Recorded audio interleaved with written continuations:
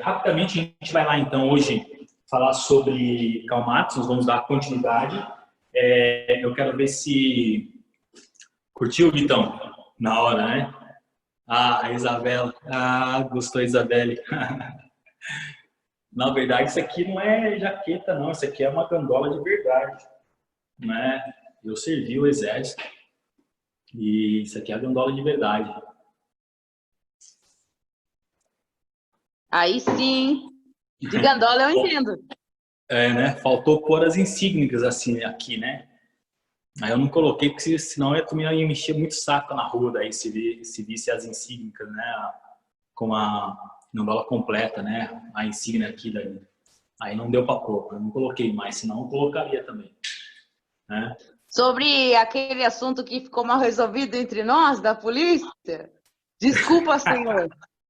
Estou à disposição. Me desculpa. Sim, senhor, não, senhor. Né? Eu vou não colocar passou aqui batida, hein, professor? Oi? Não passou batida, não, hein? Eu vou colocar as insígnias aqui, você vai ter que bater continência, hein? Aí lascou.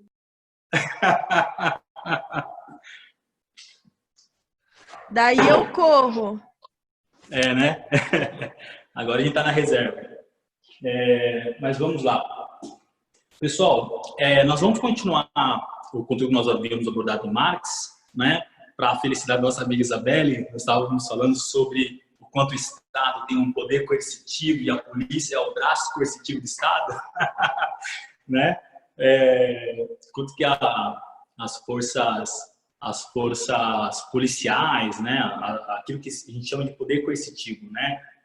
O Estado ele tem, de uma certa forma, uma instituição que, a partir da perspectiva marxista, ele tem a responsabilidade de fazer a preservação da propriedade privada e, de uma certa forma, fazer justamente a preservar o direito do burguês. Se a propriedade privada ela é propriedade do burguês, logo o Estado e a sua força coercitiva ela está a favor da defesa do direito do burguês e não do direito do proletário, certo? Então, nós vamos abordar essa perspectiva, vamos dar continuidade a alguns conceitos que nós vamos estabelecer na aula de hoje.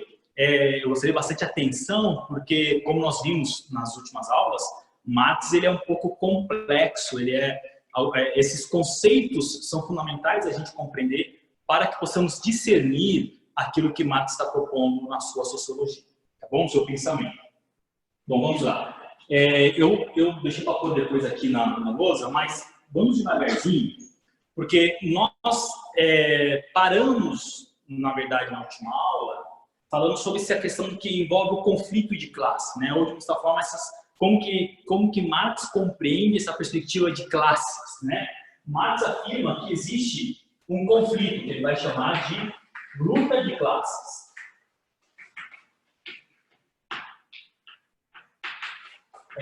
Nós já falamos que as classes, na perspectiva marxista, são duas, certo? Nós temos aqueles que são os donos dos meios de produção e nós temos aqueles que são os donos da força de trabalho. Então, duas classes, burguesia e proletários.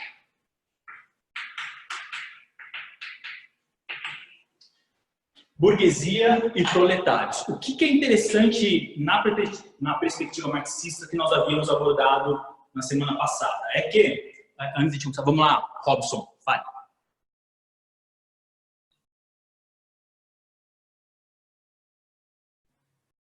Na perspectiva marxista não tem classe média, entendeu? Na perspectiva marxista não tem classe média. O que você tem burguesia e proletários. Você não tem somente duas classes. A classe média, o que a gente chama hoje de classe média, é uma perspectiva de orientação econômica ou de análise da sociedade a partir de uma perspectiva econômica pautada no consumo, entendeu? Então, nós temos uma sociedade dividida por classes. E aí é uma nova leitura da sociedade que não tem como pressuposto a perspectiva marxista. A perspectiva marxista entende a divisão da sociedade em classes a partir de duas classes. Burguesia, e aí independe o que você chamaria de grande burguesia ou pequena burguesia, seria muito mais algo referente ao tipo de propriedade que ele tem, o tipo de área de atuação, ou quais são a extensão em termos numéricos dos seus meios de produção, entendeu? Mas na perspectiva marxista nós não temos essa divisão entre classe alta, classe média e classe baixa. Nós temos duas classes. Nós temos burguesia, que são os donos do meio de produção, e aí você pode pensar um grande fazendeiro que planta soja, e nós temos um fazendeiro, por exemplo, que não precisa de muito para você plantar tabaco, por exemplo, não precisa ter grande extensão de terra para poder fazer tabaco, né, para produzir tabaco. Então você tem os dois, em termos de extensão de terra, o produtor rural que produz soja, ele precisa de uma grande extensão territorial, né, de terra para poder plantar. E ele é burguês, se ele utiliza essa terra para a produção, certo? Ou essa terra para a criação de bovino de corte. Agora, se você tem um outro cara que tem terra também, mas uma quantidade muito pequena, mas ele produz tabaco, a terra dele, o processo produtivo também é dele, ele também é considerado burguês na perspectiva marxista, uma vez que ele tem os meios e ele depende da força de trabalho de outros para o processo produtivo, entendeu? Então, independente da quantidade financeira, vamos dizer assim, na perspectiva econômica, a partir da proposta de Marx, que você tem apenas duas classes. Aquelas que detêm o controle dos meios de produção, e aí estamos falando da barracão, terra, ferramenta, maquinário, e aquele que detém a posse da força de trabalho. Aí o camponês, o trabalhador, o operário, o trabalhador urbano, o prestador de serviço. Certo? Fechou? Então, nós estávamos falando que a perspectiva marxista parte apenas dessas duas classes, certo? Duas classes. E, claro, luta de classe, luta em razão justamente de que essas classes elas não estão em equilíbrio, elas não estão em harmonia, elas vivem em oposição. E a oposição dessas classes se dá justamente por uma coisa extremamente evidente e básico na perspectiva capitalista, né? Se você pensar no burguês, que é o dono dos meios de produção, o que ele objetiva alcançar?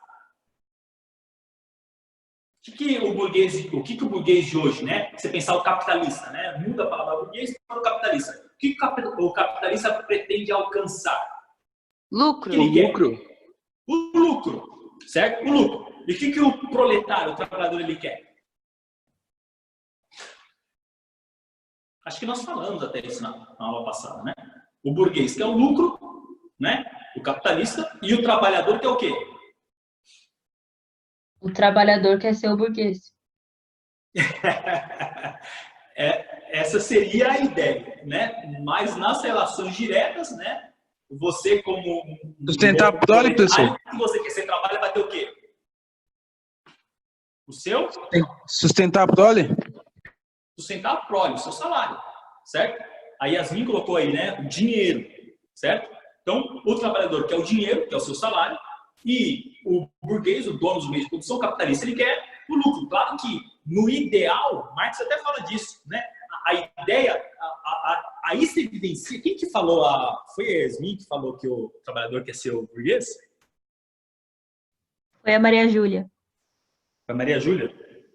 Essa é justamente a perspectiva, porque nessa perspectiva se evidencia, exatamente, Jennifer, se evidencia a ideologia da classe dominante, né? Porque a ideologia da classe dominante está tão impregnada na mente, na mentalidade, na consciência coletiva do proletário, que o que ele vê como perspectiva de futuro e de se dar bem não é a eliminação da posse dos meios de produção por uma classe pequena, né? E ele poder se apropriar de tudo aquilo que ele produz. O que ele vê como perspectiva de futuro é ser o burguês. Essa é a evidência de uma mentalidade dominada ou alienada na sua perspectiva e na sua identificação do seu processo de participação no mecanismo de produção do mercado, na produção de riqueza, na perspectiva marxista. Certo? Essa é a evidência. Um cara que, sendo explorado, ele quer ser o explorador, ele está reproduzindo a mentalidade dominante. Essa é a perspectiva marxista. Certo? A nossa amiga Jenny falou assim, é o famoso faz-me rir. Exatamente. Né? É o faz-me rir. E aí que é o lance. Nós temos, então, interesses opostos. Por quê? Para o trabalhador ter mais salário ou ter um salário maior, o que vai ter que acontecer com o lucro do burguês?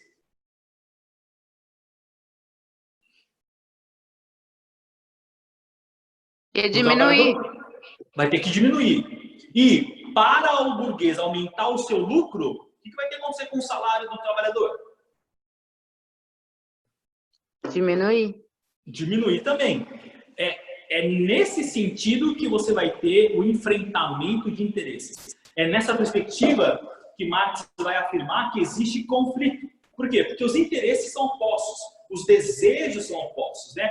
O que um quer é o que o outro quer. Os dois querem aumentar os seus ganhos. O trabalhador quer aumentar o seu ganho no salário e o burguês quer aumentar o seu ganho no lucro. O problema é que para o burguês ter lucro, ele tem que, de uma certa forma, diminuir o salário do proletário. E para o proletário aumentar o seu salário, o burguês vai ter que diminuir o seu lucro. Então, é nesse sentido que você tem oposição de intenções, de desejos. Agora, uma coisa extremamente interessante a se pensar nesse pretenso conflito que Marx cria, é você tentar identificar se realmente existe conflito. Quando você para olhar as relações, olha para nossas relações de trabalho, né? Em que momento que você vê, é possível ver no cotidiano, nas nossas relações profissionais, esse conflito acontecer? Você vê burguês, o proletário brigando com o burguês por conta do salário? Você vê esse conflito, essa luta de classe, esse movimento constante? Você percebe isso no dia a dia? Não. Você não percebe. Então, o que a gente tem no dia a dia? Você tem um certo equilíbrio, uma harmonia. Inclusive, nós temos uma releitura hoje na perspectiva empresarial, nos meios industriais, né? Principalmente a partir desse advento do coaching, as palestras motivacionais e aí por diante, né? O que você tem? É uma busca constante para você manter não a oposição, não a luta de classe. Coaching, palestras motivacionais, tá ligado? Palestras de início de ano, não sei se alguém aqui já participou de palestras de início de ano. Vai começar o ano letivo, vai começar, né, o semestre para você poder bater meta e tal, não sei o quê.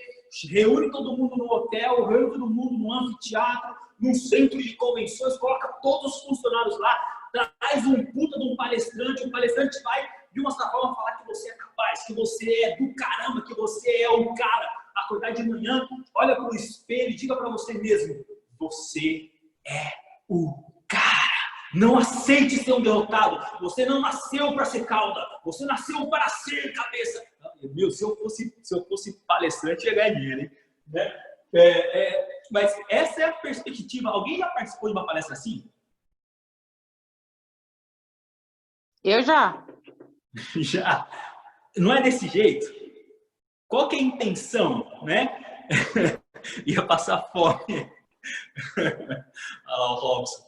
Mano, eu também, Robson, literalmente. O grande lance Exato, olha a Jennifer. Eu sou, exatamente, a Universal. Esse grande lance de que existe ali uma motivação, né, para que você possa se entregar. Você já ouviu o termo vestir a camisa da empresa?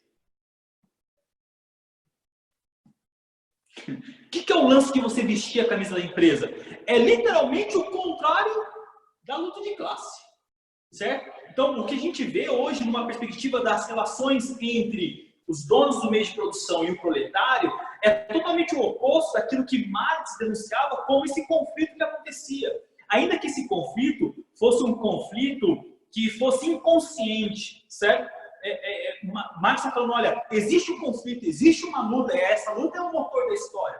A questão é que a gente vê que o capitalismo se estabeleceu e essa revolução não aconteceu, e quando você percebe as relações de oposição, essas relações não são de oposição, de uma certa forma elas são extremamente equilibradas, elas são complementares, é o que hoje se coloca, né? Você vai fazer uma entrevista, ou se alguém aqui trabalha na RH, ou se trabalha na RH, ou quer trabalhar na RH, né, de uma empresa, trabalhar com relações humanas, RP, relações públicas e tal, você vai ver o quanto que essa perspectiva de que cria-se um espaço, uma instância, uma esfera na consciência coletiva dos trabalhadores, de que você é importante, você é peça fundamental para a nossa empresa, você, afinal de contas, não é um empregado, você é um colaborador da nossa empresa. Então, você tem que ser o empreendedor, você tem que ser o empreendedor do nosso departamento, você tem que pensar fora da caixa, tá ligado? Então, ele vai te dar treinamento, vai fazer isso, vai levar você a assistir palestra, vai fazer você fazer cursos, para que você possa, então, pensar fora da caixa. Essa é a perspectiva. Para quê? Para que você, de uma certa forma, passe a pensar que você tem um grau de importância nesse processo produtivo, mas quando você passa de uma forma racional a pensar acerca de qual é a sua função nesse processo produtivo, se você for alguém muito bem racional mesmo, alguém que reflete seu papel nesse processo, você vai compreender que, na verdade, quanto mais você trabalha, o que acontece com o lucro que você produz? Quem é que enriquece? Quem é que se apropria do resultado do seu trabalho? Né? Qual é o percentual que lhe é dado?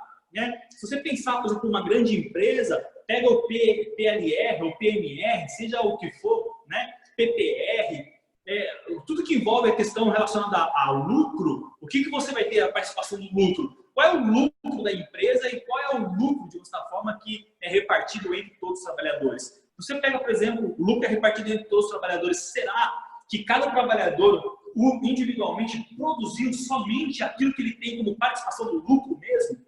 Quando você passa para pensar a respeito você passa a racionalizar o seu papel no processo produtivo, você percebe que tem alguma coisa errada.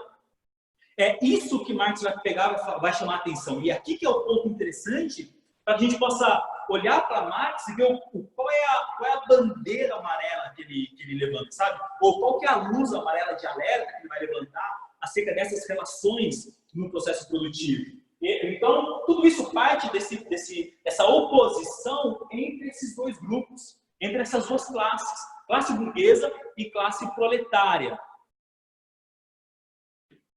Hoje não existe bem uma harmonia do quê? Você falou?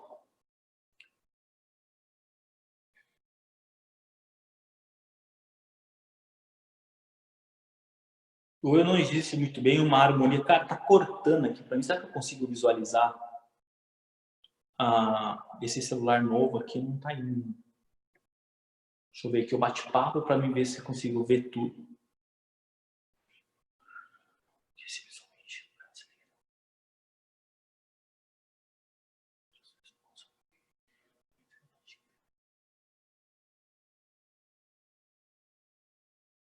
Então, você falou assim, ó, acho que hoje não existe uma harmonia. Igual a uma pergunta que eu já fiz. Você disse, eu acho que não existe uma harmonia. Olha para hoje as relações trabalhistas. As relações trabalhistas, elas são conflituosas ou elas são harmoniosas? Ela mantém status de dominação? Em que momento você vê um processo revolucionário?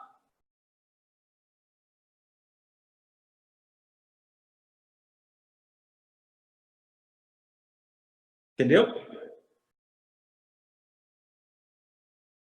Será que não há harmonia?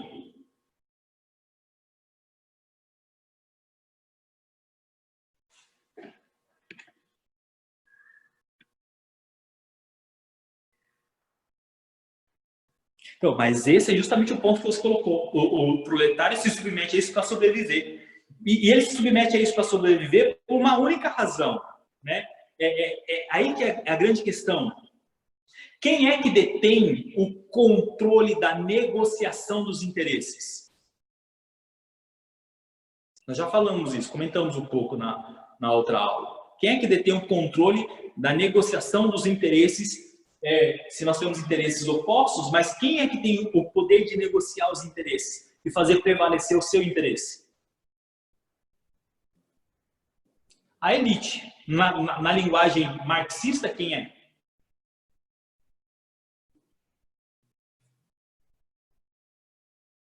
A burguesia, certo? Nós falamos isso na última aula. Eu detenho os meios de produção, eu detenho espaço, eu detenho as máquinas e você tem apenas a força de trabalho. Quem é que tem o poder de decidir alguma coisa? Quem é que tem o poder para negociar alguma coisa? A burguesia, certo? A burguesia. Eu não sei se eu dei esse exemplo na última aula, mas eu uso sempre esse exemplo como algo extremamente exemplificador, literalmente, né? Que traduz muito bem essas relações. O burguês é o clássico dono da bola, tá ligado? Lembra que eu falei? Não sei se foi para vocês que eu falei, eu dei aula acho que umas 3 vezes já sobre Marx semana passada. Mas o burguês, ele é o clássico dono da bola. Né? Uma coisa extremamente simples para você poder entender. Né? Já jogou bola? Alguém aqui já conhece a história do gordinho dono da bola? Tá ligado? Gordinho dono da bola. Né? O gordinho dono da bola, na minha época a gente tinha isso quando a gente era moleque jogando bola lá no asfalto da rua, perto de casa. Né? Então tinha o gordinho que é o dono da bola. O gordinho dono da bola, cara, a hora que ele quisesse, a gente só jogava bola quando ele queria, certo? Porque a bola era dele, logo a hora que a gente vai jogar é ele que define. Uma segunda coisa, o gordinho da bola definia o time, cara, né? Ou seja, ele tinha que sempre jogar bola no melhor time com os melhores jogadores. Terceira coisa, o gordinho da bola nunca ia pro gol, né? 5 na linha, 4 na linha, 1 no gol, 5 pessoas, o gordinho da bola nunca ia no gol. Então, ficava sempre 4 revezando, certo? E a hora que a mãe do gordinho da bola chamava ele, Geraldo, né? Chama o gordinho da bola, o que acontece no jogo?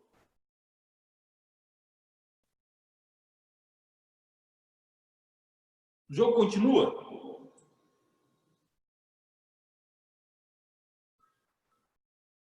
Vocês estão aí?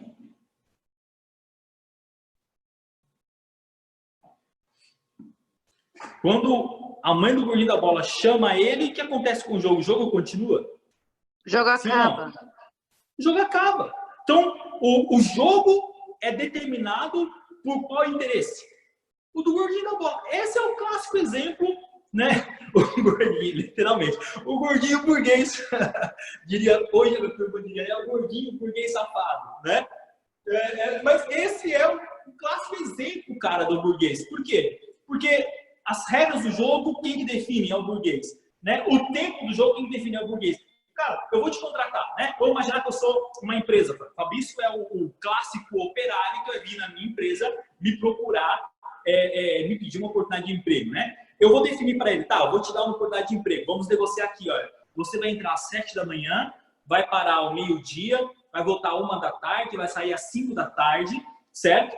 De segunda a sexta, eu não vou te dar vale-refeição, não vou te dar vale-transporte e eu vou te pagar o equivalente a um salário mínimo e meio, certo? O que te é facultado a responder nessa negociação?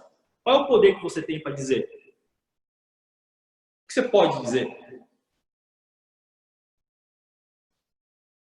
Sim ou não, certo? Agora, se você diz não, o que acontece? Eu vou virar para você e falar, não, Fabrício, peraí, cara, vamos negociar, afinal de contas, cara, você é muito importante para mim, né? Vamos negociar aí, eu vou te dar, então, o vale transporte e eu vou te dar meio vale alimentação. Existe essa negociação? O que acontece? O que eu vou fazer? Não, exatamente, não, próximo, certo? Então, veja que nessa negociação, quem sempre se dá mal? É o proletário. Se a gente pensar nessa perspectiva, é que a gente vai começar a compreender o que Marx está falando, que existe um conflito de interesses entre burguesia e proletário, né? E é justamente esse conflito de interesses que é um motor da história, que é o movimento da história. A questão é que ele falava o seguinte, ó, isso aqui é um ponto importante. Qual?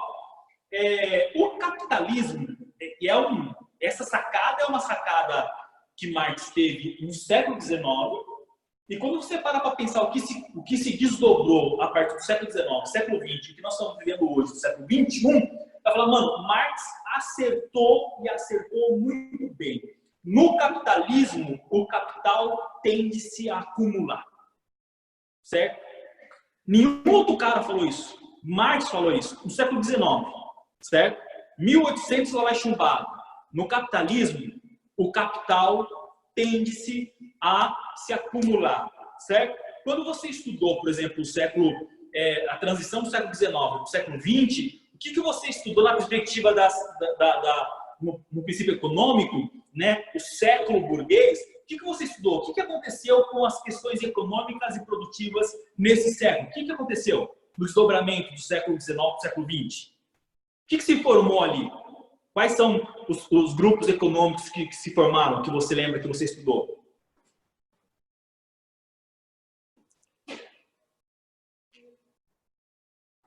Você se lembra ou não? Se eu estudar isso aí em história. Alguém se lembra?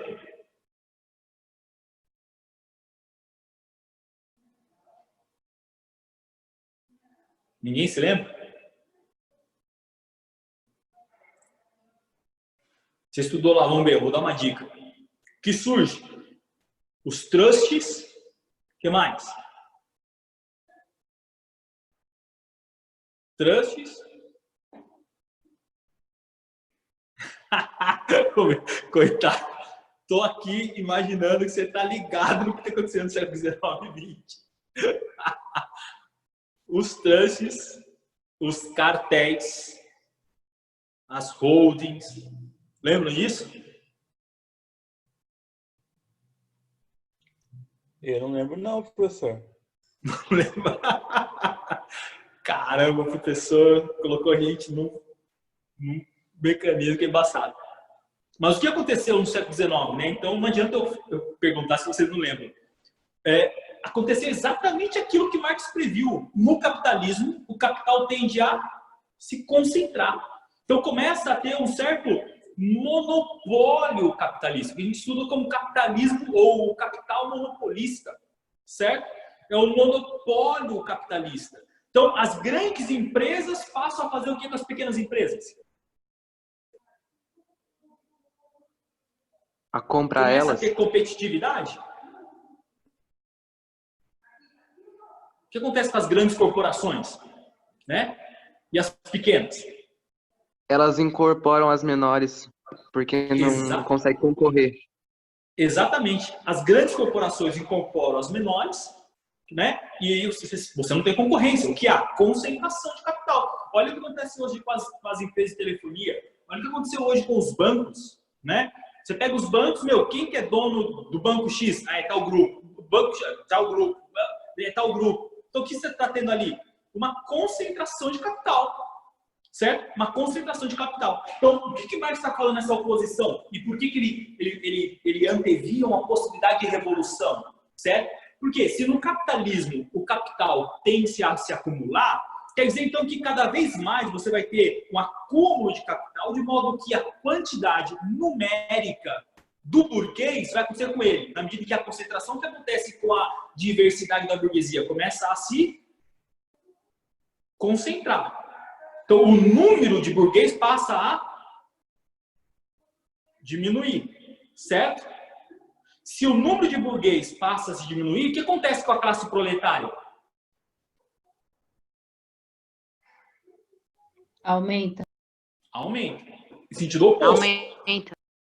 O de burguês diminui por conta da concentração e da proletário aumenta por conta da quantidade de pessoas que são colocadas na situação de proletariação. É interessante pensar, para você entender o que mais está falando da concentração de capital, é que existe um mecanismo de proletarização, certo? O que seria o mecanismo de proletarização? Vocês imaginam?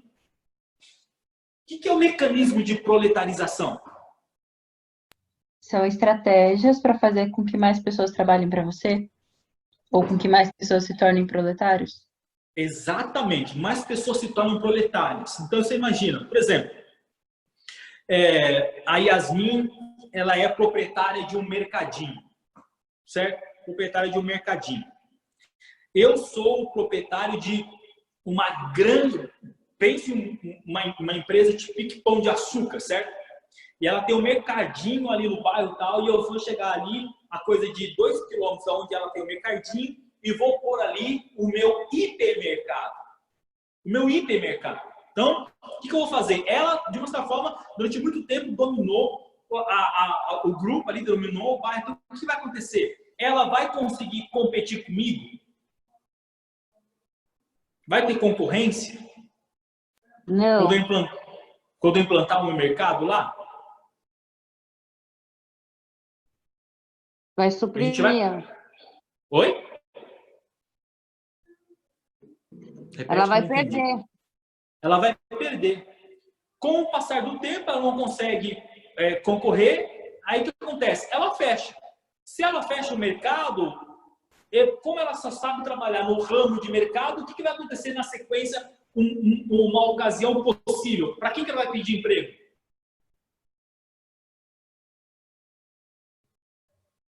Para o seu mercado. No mercado. Então, ela que era proprietária, ela passa a ser agora empregada. Então, o que nós temos aqui? O mecanismo de proletarização. Né? Acontece isso muito, você pega pequenas empresas nas mais diversas áreas ou ramos de atividade, né? O que você vai ter é sempre um mecanismo onde a proletarização começa a se estabelecer. Olha lá, o Fabrício colocou assim, ó, esse é o motivo...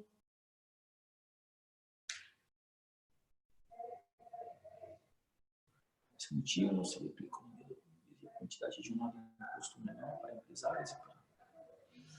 Não seria esse o motivo especificamente, mas o que você vê entre um sistema de carga tributária, nós poderíamos falar que é a privilegiação de uma classe sobre a outra, em termos de quantidade, não, mas em termos de quantidade numérica, né?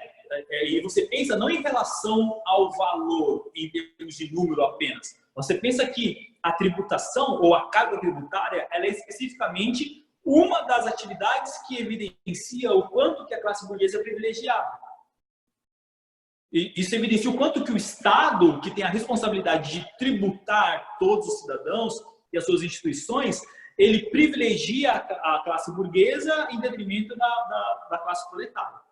É muito mais em termos de privilegiação e você entender a função do Estado e nesse sentido, qual a responsabilidade do Estado de preservar os interesses, ou seja, de qual classe o Estado preserva os interesses, aí fica evidente esse processo de dominação, entendeu? Não tanto relacionado a uma questão numérica em si, entendeu, Fabrício? Então, a gente vê constantemente, como estava falando, um proprietário de uma determinada empresa, o que ele faz? Ele acaba vendendo a sua empresa que é pequena para uma grande empresa, né, que atua no mesmo ramo, e ele passa a trabalhar para essa empresa. E ele sai de proprietário de quem recebia um prolabore, né, uma participação do prolabore daquilo que ele produz como na sua empresa, ele passa a receber agora um olerite, um salário, ele é um assalariado, certo? Então, o que você tem aí? Um processo de proletarização. Dentro do nosso contexto atual, a gente na faculdade, lá na Unicamp, existe agora um grupo de estudo relacionado às questões que envolvem relações trabalhistas para estudar o processo de precarização do trabalho, né? Ou o processo que a gente chama hoje no meio acadêmico de uberização, né? Essa ideia do aplicativo do Uber, que para alguns foi, de uma certa forma, um princípio inicialmente de autonomia, certo? Onde eu posso agora ter liberdade, eu sou o meu próprio dono, eu estou vinculado a um aplicativo, mas eu que defino o meu horário, eu que defino o meu ganho e tal. Esse processo, na verdade, rapidamente perdeu espaço para o mecanismo de precarização do trabalho, de modo que as pessoas precisam estar 12, 13, 14 horas trabalhando, porque ganha por conta do número que se tem agora de motorista de aplicativo, uma enorme quantidade, não consegue possuir, né, ou produzir o suficiente relacionado ao que ele precisa para o dia, para ele poder pagar o carro, para ele pagar o pneu, pagar o óleo, combustível, seguro, com risco de ser roubado, uma série de coisas, e não sobra dinheiro para ele poder fazer o recolhimento de impostos, de tributação, para uma previdência privada, seja o que for, contribuir para o INSS. Então, o que você tem? Alguém que produz apenas o suficiente para se alimentar e para arcar com os custos, que é todo dele, porque o aplicativo não arca com nada. Então, qual que é a lógica de se pensar que esse cara ele é o empreendedor? Esse cara tornou-se burguês. Como que esse cara tornou-se burguês? Você entendeu?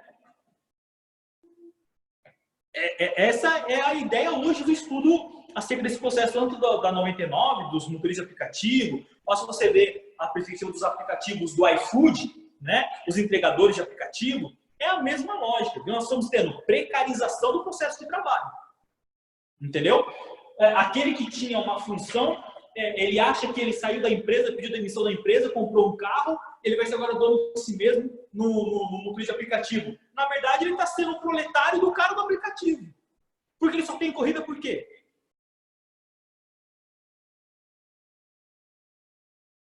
Você entendeu? Ele só tem corrida por conta do aplicativo. Do contrário, ele não tem corrida. Então, o que nós estamos tendo? Esse conflito aqui. E nesse conflito, cada vez mais, com o capital se concentrando, um número maior de burguês vai se estabelecer, aliás, um número menor de burguês por conta da concentração e um número maior de proletário. Qual seria a consequência na perspectiva marxista? O que seria o resultado ou um fenômeno evidente na sequência? É com que os proletários, estando em maior número, eles pudessem se revoltar contra a burguesia que está em menor número. Esse seria o ponto-chave da virada e desse movimento de oposição da classe que, na perspectiva marxista, culminaria literalmente numa revolução onde os proletários vão assumir o controle dos meios de produção, afinal de contas, os proletários são em maior número, certo? E em sendo maior número, ficaria fácil submeter a burguesia, ainda que a burguesia tenha o poder do Estado, tenha a polícia, Isabelle, né? Tem a polícia como um braço de poder coercitivo, mas mesmo assim, a própria polícia, o que a gente vê é a proletarização, certo? No próprio mecanismo da lógica da função de carreira é a proletarização, mentalidade de proletarização na perspectiva marxista, não fica bravo comigo. E aí, o que o nosso amigo Marx vai falar? O resultado evidente disso vai ser o quê? Uma revolução da classe proletária contra a classe burguesa, certo?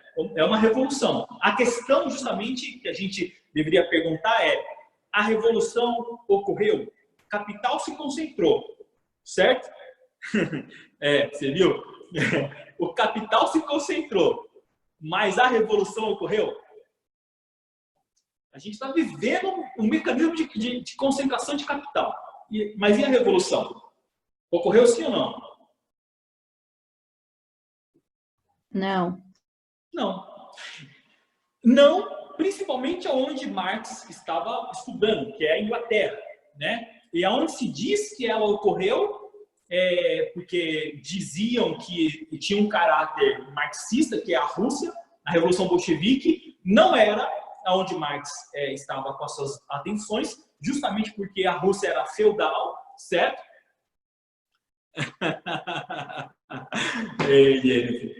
Justamente porque a Rússia era feudal, certo? E ela saiu do feudalismo direto para o comunismo, né? Sem passar pelo capitalismo, passar pelo processo de concentração de capital, todo esse processo que Marx está desenhando. Então, essa revolução, na perspectiva marxista, quando se diz que ela ocorreu na Rússia, ela não ocorreu de acordo com o que Marx havia previsto, certo? E aonde Marx previu, nunca aconteceu e nunca acontecerá, né? Essa é a grande questão, nunca vai acontecer. E nunca vai acontecer por quê? Pelo simples fato de que, na perspectiva de Marx, para que a revolução possa ocorrer, a gente precisa ganhar aquilo que vai chamar de consciência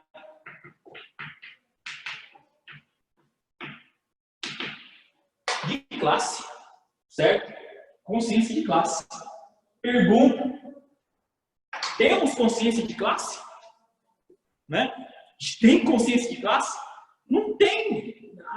Os proletários não têm, né? Não existe movimento organizado. No Brasil, o único movimento organizado que existe já há algum tempo, algumas décadas, né? E um movimento evidente que luta por direitos de uma certa forma, que propõe uma reforma agrária nesse sentido e tal, é o MST. É o único movimento organizado, institucionalizado e que, de uma certa forma, criou-se uma consciência de classe. É claro que o MST, quando eu falo MST, eu não estou falando do Guilherme Boulos, tá? Quando eu falo no MST, eu não estou falando desses que, de uma certa forma, se aproveitam desses movimentos para poder estabelecer um interesse político. Eu estou falando do movimento MST daqueles que realmente estão no campo, estão, de certa forma, lutando pelo seu direito à propriedade, à reforma agrária para um pedaço de terra para que ele possa produzir, certo? O MST organizado, para você ter uma ideia, ele é hoje no Brasil uma das instituições, das ONGs, que mais produz arroz no Brasil. Pra você ter uma ideia, que mais produz arroz no Brasil. São pequenos produtores que estão numa cadeia produtiva muito importante, né? A partir de coletivos, né? A partir de como é que é o nome que eles falam? Esqueci o nome, cara. Caramba! Não é coletivo. Esqueci. Cooperativo. A partir de cooperativos de produção, né? Cooperativas rurais estão produzindo pra caramba, né? Os produtores rurais, né? Mas no Brasil é a única que tem, de certa forma, uma consciência de classe. Fora isso, nenhuma outra instância do proletariado tem consciência de classe no Brasil, certo? Então, para que se pudesse haver uma certa revolução na perspectiva marxista, seria necessário desenvolver uma consciência de classe, algo como eu já acabei de falar, é extremamente, praticamente quase que impossível se estabelecer. Bom, feito esse comentário do que nós havíamos, partindo do que nós falamos na semana passada até aqui, tá tranquilo? Tem alguma dúvida? Eu não entendi aquele negócio que você falou sobre... Eu até esqueci o nome, da revolução que aconteceu, que não foi a ideia que Marx tinha proposto. A Revolução Bolchevique na Rússia. Eu não entendi por que não se enquadra na ideia dele. É porque, na verdade, o que se instituiu na Rússia é totalmente uma distorção daquilo que era o ideal proposto por Marx. Entendeu? Por quê? Porque foi uma revolução que foi encabeçada por uma elite, ela não foi coletivizada. Na verdade, se convidou os camponeses e os proletários para uma revolução, mas eles pegaram em armas para um processo de revolução, para a tomada de poder, porém, as decisões tomadas de poderes não eram tomadas no coletivo, não tinha participação da classe operária e nem a camponesa. Por mais que se houvesse os soviéticos eram controlados por uma elite. Então, desencadeava o processo revolucionário na Rússia, quando eles tomam o poder da Duma, o que acontece é a apropriação do controle político por uma nova elite, que é a elite que coordenava o sistema revolucionário. E aí eles vão criar um partido político chamado Partido Comunista Soviético, cujo partido é que vai tomar as decisões para a população. E as decisões não é tomada de forma coletiva.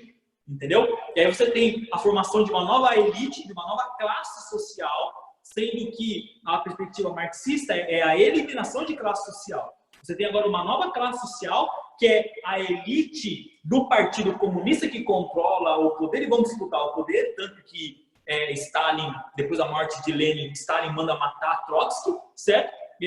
Na disputa de poder ele manda assassinar o outro, isso para evidenciar justamente o quê? Que na busca por concentração de poder. Então, o que houve na Rússia? Uma reprodução da divisão de classe. Você tem agora uma nova elite, que é os membros do Partido Comunista Soviético, e o proletário, que são os camponeses, os membros dos soviéticos. Entendeu? A instituição, novamente, de uma nova divisão de classe social. Tem superiores e inferiores. É o contrário do que Marx havia proposto. Entendeu? Entendi. Aquele negócio que você tinha falado sobre o processo de uberização, que algumas pessoas passam aquela ideia de empreendedorismo. Seria aquele negócio que você falou de ideologia da classe dominante? Repete de novo, Gabriel. Aquele negócio que você falou sobre a ideia de que quem trabalha com Uber seria o próprio empreendedor e que não seria o proletário. Seria essa ideia de colocar a ideologia da classe dominante? No sentido de que a proposta a se assumir esse tipo de vida é uma libertação do mecanismo de necessidade de vínculo trabalhista.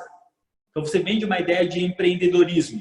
Só que, na verdade, você está se entregando a um mecanismo onde você está se vinculando a um aplicativo E quem determina as regras, as coisas, as funções, o imposto, o percentual de onde você vai contribuir é o aplicativo, não é você.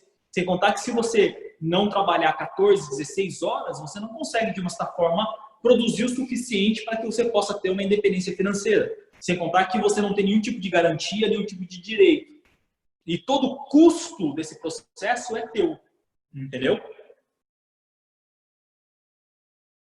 Então, o que você tem ali?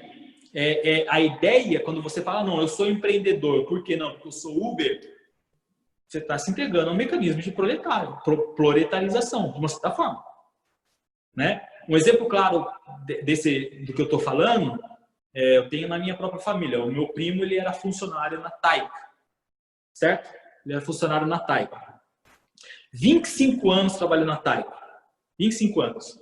Aí teve uma crise, lá na crise depois de 2008, 2009, ele, com um monte de pessoas, foi mandado embora. O que ele fez? Ele pegou o dinheiro, ele com os amigos, juntou 2, 3 amigos, pegaram um galpão, locaram um galpão, compraram umas máquinas, certo? Ele é metalúrgico, compraram umas máquinas e começaram, então, colocar nesse galpão e começaram a pegar serviço da própria Taika. E prestavam um serviço para a Taika. Certo? E aí eu estava conversando com ele e falei assim, e aí, cara, você saiu da Taika e você está falando, não, agora eu sou dono do meu próprio negócio. Eu falei, o que você faz? Agora eu tô com meus amigos, a gente está com um galpão, a gente comprou 3 máquinas e a gente está trabalhando agora, fazendo nossas peças por conta. Eu falei, e vocês fazem o quê? A gente presta serviço para a Taika. Eu falei para ele assim, cara, você não é dono do seu próprio negócio. No sentido do mecanismo das relações de produção, você é proletário. O problema é que, nessa mesma relação de proletariado, você agora não tem vínculo nenhum com a empresa, mas você presta serviço do mesmo jeito para a Taika. Não, eu sou dono do meu próprio negócio. Eu falei, cara, se a Taika amanhã virar para você e falar assim, olha, eu não quero mais comprar o teu produto, ou eu não quero mais passar para você as minhas peças, o que vai acontecer com você? Eu vou fechar a empresa. Eu falei, então quem que manda, inclusive, no seu processo produtivo? É você ou é a Taika? Percebeu? Ele era um prestador de serviço. E como prestador de serviço, para a Taika, no seu processo produtivo, ele, no pensamento marxista, ele é mais um que presta serviço. Ele é um proletário que, numa perspectiva de ideologia, numa perspectiva de pensamento, né, dessa ideologia de alienação, ele se acha dono do processo. No entanto, se a Taika não quiser repassar pelo serviço, o que acontece com o trabalho dele? Ele consegue produzir? Se a Taika não repassar? Ele vai ter que correr atrás de uma outra empresa. Então, ele depende, o processo produtivo dele depende de que outros repassem para ele o trabalho para que ele fazer. Então, aquilo que ele fazia antes, dentro da Taika, como funcionário, recebendo fundo de garantia, recolhendo imposto e tal, tendo férias, tendo tudo, agora ele faz a mesma coisa fora, só que sem fundo de garantia, sem INSS, sem nenhum tipo de lei, sem férias, se trabalhar final de semana não tem adicional, se trabalhar feriado não tem adicional, não é 100%, não é nada. Então, o que aconteceu ali? É um processo de proletarização. Entendeu? Acho que esse exemplo é melhor até do que a gente falar sobre essa perspectiva do Mas, Uber. professor, Oi. nesse caso, ele é um processo de proletarização, mesmo o seu primo, por exemplo, já sendo proletário antes e continuando proletário. Então, é que ele saiu, no pensamento dele, a gente está falando sobre a questão da ideologia, ele saiu da empresa achando que iria montar o seu negócio. E, portanto, ele agora passaria a ser dono do seu próprio negócio. Entendeu? Então, o que eu estou falando aqui é existe uma extensão da proletarização. Porque agora é pior, porque aqui na Taika, ele ainda tinha fundo de garantia, férias, 13º, se ele trabalhasse feriado, adicional noturno, 100% no final de semana, hora extra, ele recebia. Aqui não recebe nada. Sim, as condições de trabalho pioraram, né? As condições de trabalho pioraram. Tanto que, não só pioraram, tanto que 6 anos depois, com a nova crise que aconteceu, o que ele teve que fazer com a empresa dele? A Taika passou de repassar serviço, o que ele fez com a empresa? Teve que fechar. Ele fechou. E para onde que ele voltou agora? Para Taika? Voltou para a Taika. Voltou para a Taika. Ou seja, o que mudou? Continuou sendo proletário. Difícil essa Entendeu? vida. Alguém mais? Tem dúvida? Para a gente poder avançar mais um pouco? Bom, vamos lá. Deixa eu apagar aqui. Vou deixar essa nota de classe aqui, que vai ser importante para nós. Por quê? Porque essas relações aqui entre burguesia e proletário, elas vão se estabelecer naquilo que a gente chama de relações de trabalho, certo? Nas suas relações de trabalho. Então, nós vamos ter dois tipos, né? Essas relações vão acontecer no processo que a gente chama de relações de trabalho. Dois tipos de trabalho. Certo? Nós vamos ter o trabalho concreto e o trabalho abstrato. Trabalho concreto e o trabalho abstrato. E a partir de agora, a gente vai começar a abordar, nesses próximos minutinhos, alguns conceitos e mais, tá? Trabalho concreto e trabalho abstrato. O que nós vamos ter no que diz respeito ao trabalho concreto e trabalho abstrato? Quando a gente fala de trabalho concreto e trabalho abstrato, quando a gente está falando de relações de trabalho, são relações onde ocorre a mediação entre esses dois grupos, certo? Para produzir.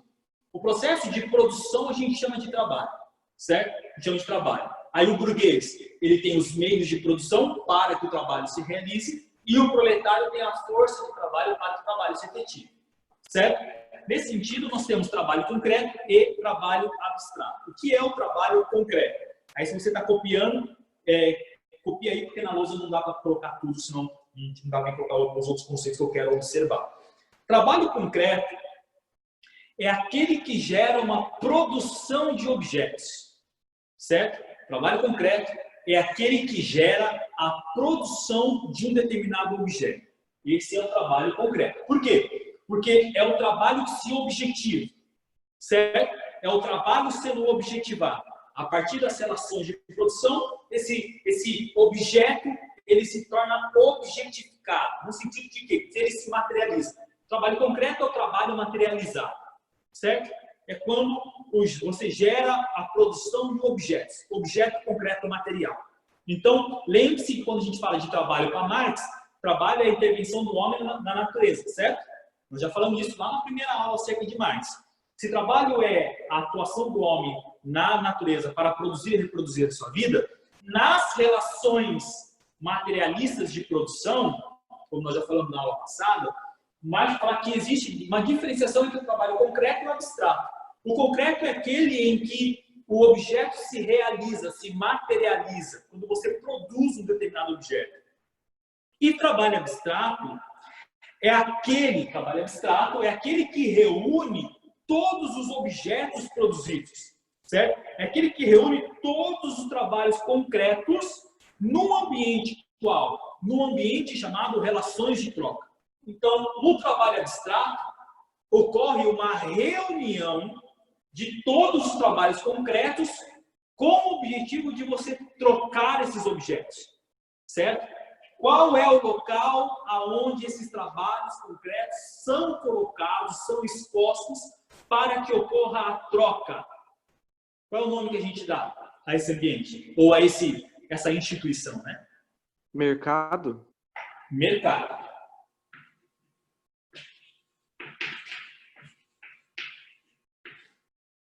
Mercado. Quando a gente fala de mercado, nós não estamos falando do mercadinho da vovó, tá?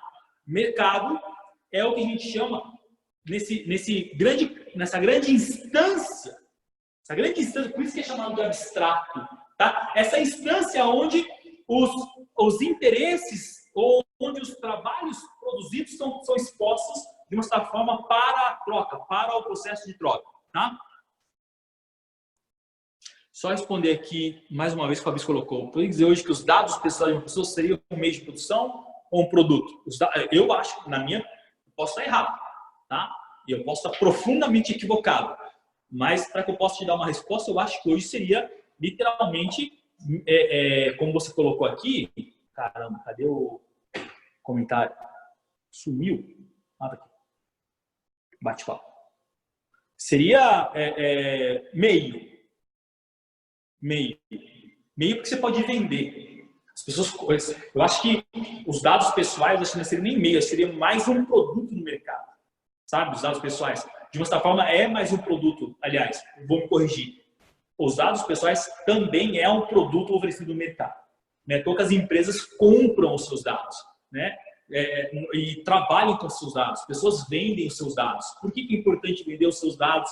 Por que é importante vender os dados que você pesquisa na internet e tal? Porque isso ele vai te oferecer produto, entendeu? Então, os dados pessoais, de certa forma, eu entendo que seja também um produto a ser oferecido no mercado, certo?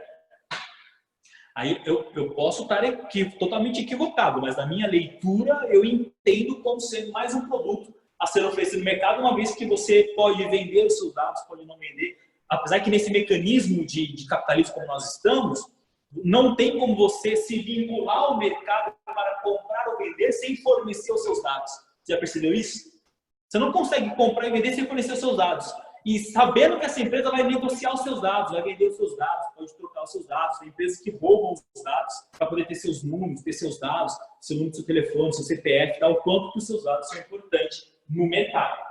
Certo? Então, o mercado é esse ambiente, esse local abstrato onde as relações de troca se estabelecem. Tá? E o que é trocado no mercado? O produto concreto. Certo? Ou o trabalho concreto. O produto que você objetificou, que você materializou com um processo de trabalho. Então, você tem forças, os meios de produção, força de trabalho. Nessas relações de produção, que nós vimos na semana passada, você gera produto, você produz. Né? E o que você produz é o trabalho concreto. Esse produto produzido é totalmente aquele que vai estar vinculado e vai ser oferecido no mercado. Eu esqueci de trazer hoje deixa eu ver se tem aqui. Eu esqueci de trazer hoje o livro, que eu ia ler um trecho para vocês, falando sobre a questão do trabalho, do trabalho em Marx. Mas eu acho que tem um trecho aqui na apostila. Deixa eu ver se na apostila tem um trecho.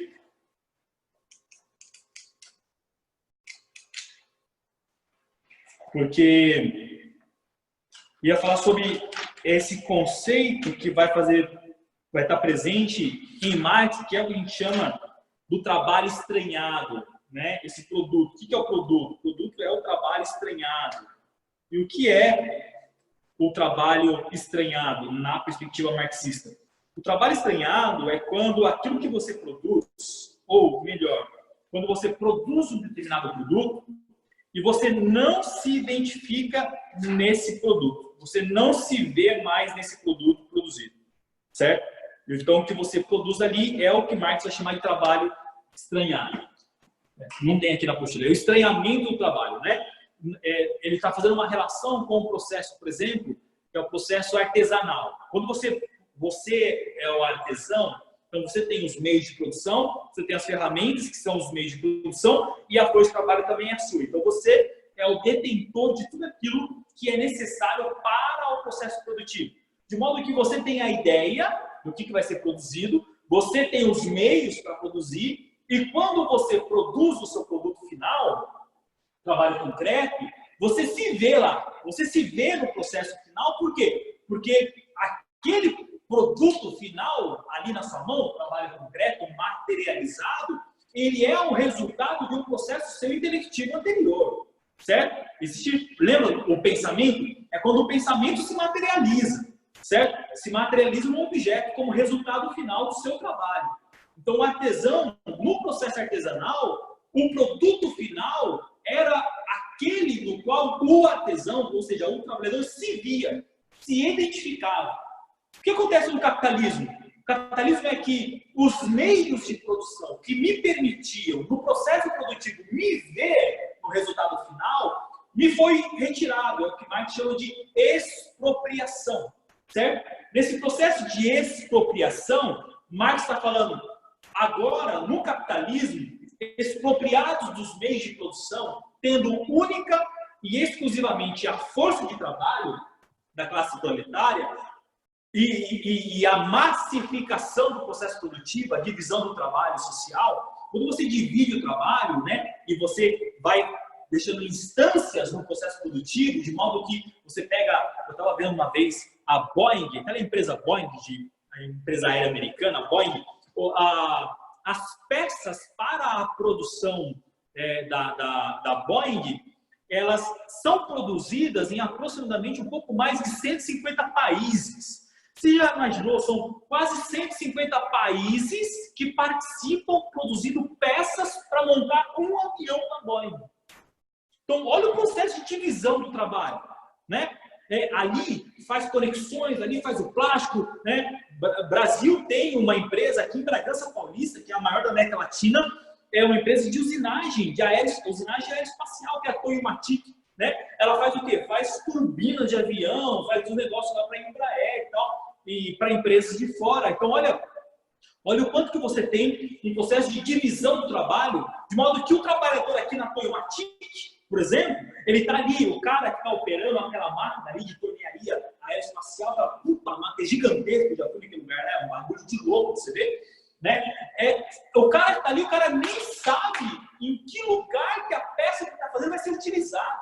Ou ainda que ele tenha uma noção, ele nunca vai se reconhecer, no trabalho final. Por quê? Porque o trabalho final escapa. Ele não vê a Boeing montada.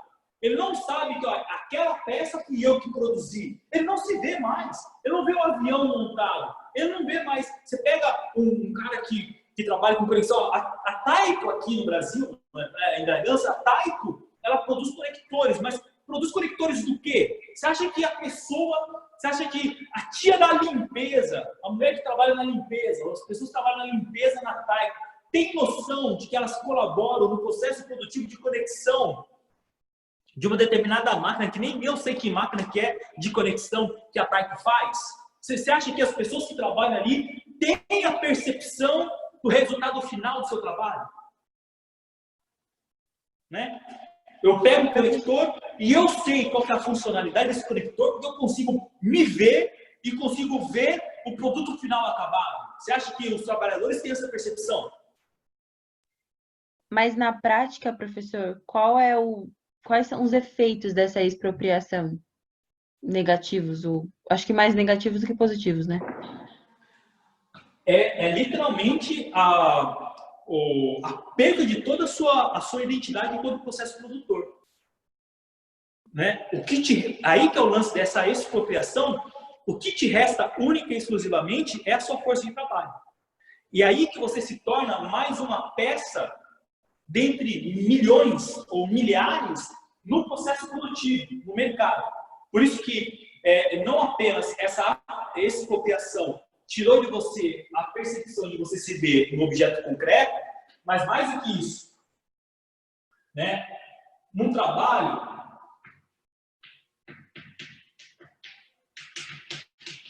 a força de trabalho do trabalhador, né? Vou colocar aqui na linguagem marxista, já que você falou de Marx, do proletário, também é o quê? O mercado. Ou não? A força de trabalho também não é um produto a ser oferecido no mercado? Certo? De modo que essa força de trabalho ela pode ser comprada, né? O burguês compra e você vende. Então, veja que a sua força de trabalho também é o quê? Também é oferecida no mercado. Trabalho concreto, produz, né? O produto, um trabalho concreto, assim quanto a sua força de trabalho também é oferecida também no mercado. Então, tanto o produto que você produz, quanto a sua força de trabalho, ou seja, você, de uma certa forma, passou, eu acho que esse é um dos pontos fundamentais da expropriação. Você perde a posse do controle, não apenas dos meios produtivos, mas de não apenas você ter o produto final, mas mais do que isso, se apropriar do produto final, certo? Acho que esse é o ponto fundamental da sua pergunta. Como você falou, eu não sei quem é que fez a pergunta. Mas Acho que esse é o ponto fundamental. Você não apenas não se vê mais no processo produtivo, mas você não se apropria mais. Porque na época do artesanato, você que era artesão, que controlava todo o processo produtivo, quando você via o produto final acabado e você vendia, o que acontecia com o dinheiro? Você tinha que repartir com mais alguém?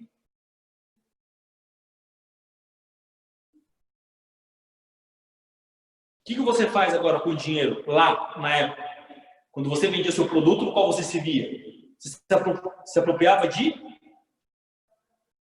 do tudo, do todo, certo? Agora, feito o processo de divisão do trabalho, de modo que você é um produto a ser oferecido no mercado, e o seu trabalho concreto também é um produto a ser oferecido no mercado, quando esse produto é vendido no mercado, o que vem para sua mão? Resultado final, você se apropria de tudo que você produziu? Sim ou não? Não. Não. Certo? Acho que esse é o Pelo ponto fundamental da Às vezes você expropriação. vai ter que comprar E você ainda tem que comprar um produto. o produtor vai acabar comprando o próprio produto. Isso, exatamente. E você ainda tem que comprar isso se é que o que você recebe como salário te dá condições de comprar o que você mesmo produziu. Entendeu? Você acha que todo trabalhador da Ferrari tem uma Ferrari? Por exemplo? Nunca. Todo trabalhador da Mercedes tem uma Mercedes? Ele está produzindo a Mercedes, mas como é que ele vai conseguir comprar uma Mercedes? Uma BMW? Uma Lamborghini? É da hora. Vamos lá. O que isso gera? Né? Também, para a gente poder avançar um pouco mais. O que isso gera? Então, diferenciamos o trabalho concreto do trabalho abstrato, certo? Então, nós temos, nesse sentido, que pensar nas relações de trabalho. Nós vamos ter dois tipos de trabalho para além do concreto abstrato. Então, nós vamos ter o trabalho, que é o trabalho humano. Deixa eu trazer daqui, ó. Certo? O trabalho humano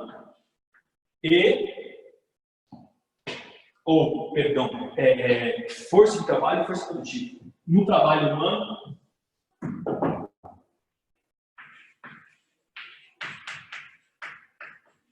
a força de trabalho e as forças produtivas. Certo? Força de trabalho e forças produtivas. Então, nós temos na força de trabalho o trabalho humano. Forças produtivas, o trabalho das máquinas. Certo? Então, no ambiente onde a produção ocorre, duas forças são necessárias para você produzir. Certo? Você tem o trabalho humano, que vai ser oferecido como produto também no mercado, e você tem o trabalho das máquinas, que são as forças produtivas. Aqui, o trabalho humano é o trabalho do proletário, o trabalho das máquinas é os meios de produção do burguês. Certo? Então, nós temos aí o trabalho do maquinário para o processo produtivo e o trabalho humano para o processo produtivo. Certo? Então, esse aqui é controlado pelo burguês e esse aqui é oferecido pelo proletário. De uma certa forma, como nós já falamos, quem vai determinar o preço do valor do trabalho humano também é o burguês, porque é ele que detém os meios, ele que detém as condições do processo produtivo. Né? Esse controle, ele se estabelece, nós podemos dizer, dentro das relações capitalistas, um processo de dominação. Dominação produtiva. Né? Dominação produtiva. Por que dominação produtiva? Porque essa dominação sempre vai ocorrer por meio da classe burguesa. A dominação produtiva sempre vai ocorrer por meio da classe burguesa. Por quê? Porque é ela que controla os meios de produção. É ela que detém as regras do jogo. É ela que define quais serão... É o gordinho da bola. Ligado? É o gordinho da bola. É ela que define qual vai ser as regras, qual vai ser o preço, quais serão os horários, quais serão as condições. Por isso que, no processo produtivo, quem define as regras, as relações, o valor, também é a burguesia, certo? Ou seja, a classe burguesa. Bom, uma vez aqui, qual é o ponto fundamental para a gente avançar um pouco mais? Já foi o horário. Gente, já foi o horário. Passa assim, ó. Ficou algumas coisinhas para a gente poder falar, que é o processo da mais-valia.